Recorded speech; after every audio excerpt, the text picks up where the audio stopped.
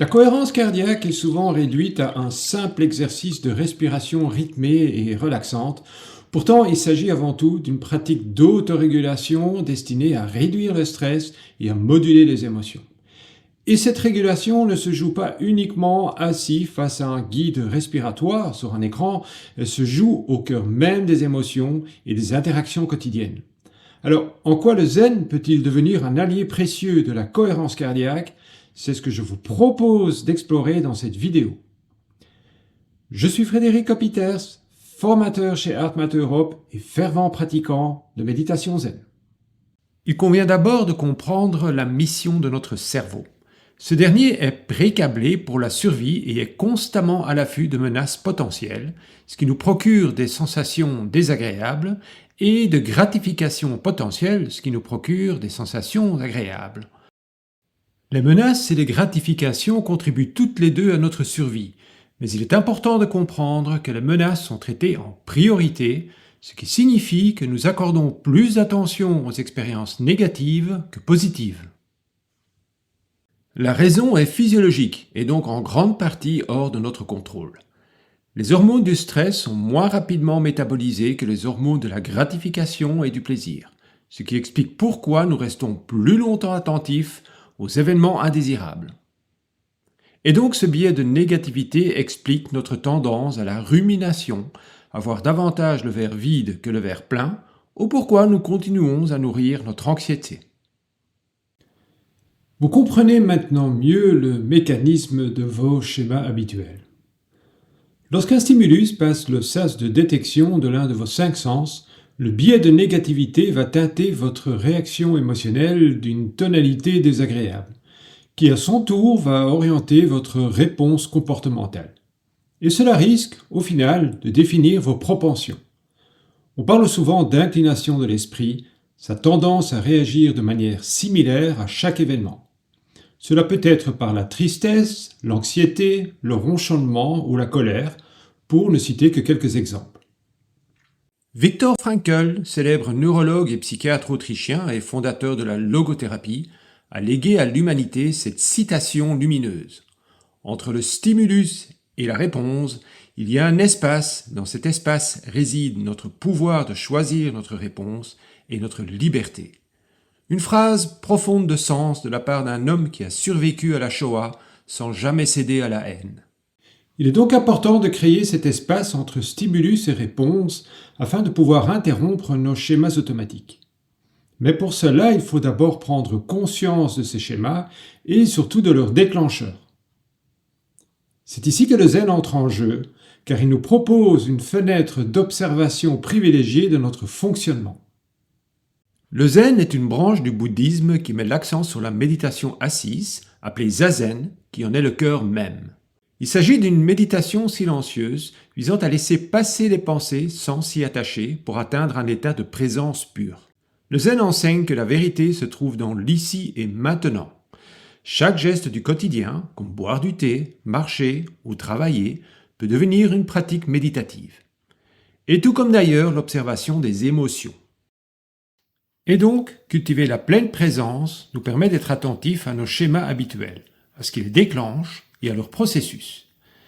Si quelque chose se manifeste à l'une des portes de nos sens, en prendre conscience nous permet de mettre en pause le processus et de briser dès le début l'enchaînement de nos réactions automatiques. Il s'ensuivra une atténuation de la réponse émotionnelle et la possibilité d'opter pour une réponse comportementale différente peut être plus appropriée. Ce temps de pause nous libère de nos conditionnements. C'est précisément ce que Viktor Frankl voulait nous transmettre. Ce que l'Institut HeartMath a mis en lumière ces 3 dernières décennies, c'est le rôle essentiel joué par le cœur dans la régulation de nos émotions et de nos comportements. Le cœur est en effet l'oscillateur le plus puissant de notre corps. Par un phénomène complexe de résonance entre son rythme et la respiration, s'établit un état dit de cohérence cardiaque. Cet état salutaire rééquilibre plusieurs systèmes importants de notre corps, comme le système nerveux autonome, le système endocrinien et le système immunitaire. En outre, cet état cohérent permet de gérer les émotions plus efficacement, en impactant directement leur processus physiologique. Nous allons vous proposer une technique simple et efficace qui ne requiert aucune expérience particulière de la méditation, mais qu'il est toutefois bon d'apprendre à pratiquer à blanc, par exemple pendant de courtes pauses de 5 minutes, afin de pouvoir l'utiliser au moment opportun, c'est-à-dire lorsque vous êtes aux prises avec une émotion désagréable. Cette technique consiste en 3 points que nous allons développer. 1. Notez ce qui se manifeste. 2. Déplacez votre attention dans la zone du cœur. 3. Respirez calmement pendant le processus émotionnel. Le premier point est peut-être le plus important. Il requiert d'être pleinement présent à l'expérience extérieure et intérieure, et en l'occurrence à l'expérience désagréable.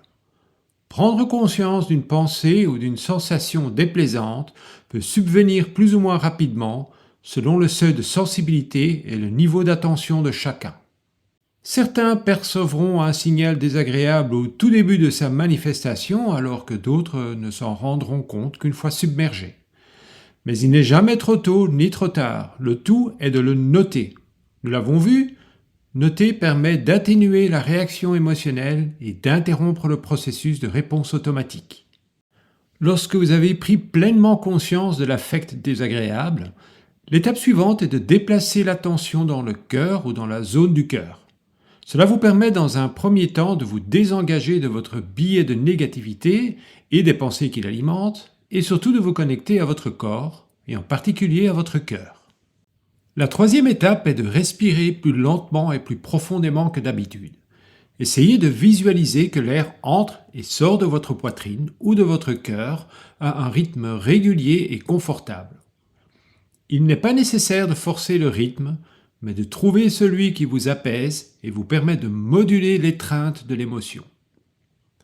Lorsque le ressenti désagréable diminue ou disparaît, vous pouvez reprendre le fil de vos activités. Selon l'intensité de l'émotion, il sera peut-être nécessaire de continuer l'exercice pendant quelques minutes supplémentaires ou de reprendre depuis la première étape si la sensation désagréable se manifeste à nouveau. Si cette technique paraît simple, la mettre en application ne sera pas toujours évident. Certaines émotions sont en effet si fortes qu'elles risqueront souvent de vous entraîner malgré vous dans vos anciens schémas habituels.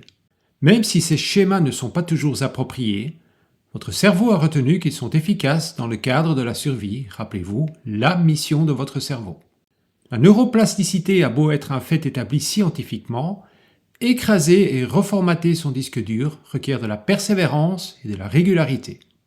L'Institut HeartMath a établi que le simple fait de penser pendant 5 minutes à quelque chose qui vous met en colère affaiblit votre réponse immunitaire de l'ordre de 35% pendant une période pouvant aller jusqu'à 6 heures. Cette technique de régulation vous permettra donc de limiter les dégâts physiologiques sans oublier son impact positif sur vos conditionnements les plus tenaces. Et si vous parvenez à réguler vos propres émotions, vous serez progressivement capable de réguler celles des autres en leur offrant une présence calme et rassurante. La co-régulation est une compétence couramment utilisée par les professionnels de santé et les thérapeutes, mais elle peut également s'avérer utile dans votre vie personnelle. Cette vidéo contient une mine d'informations issues de la recherche scientifique et de la sagesse ancestrale. Elle représente l'essence même de HeartMath, la science et la sagesse du cœur. L'Institut HeartMath est pionnier dans le domaine de la cohérence cardiaque depuis plus de 30 ans. Il a découvert ses mécanismes physiologiques et inventé la technologie permettant de la mesurer. Nous espérons que ces informations vous seront utiles et que vous pourrez les appliquer à votre quotidien.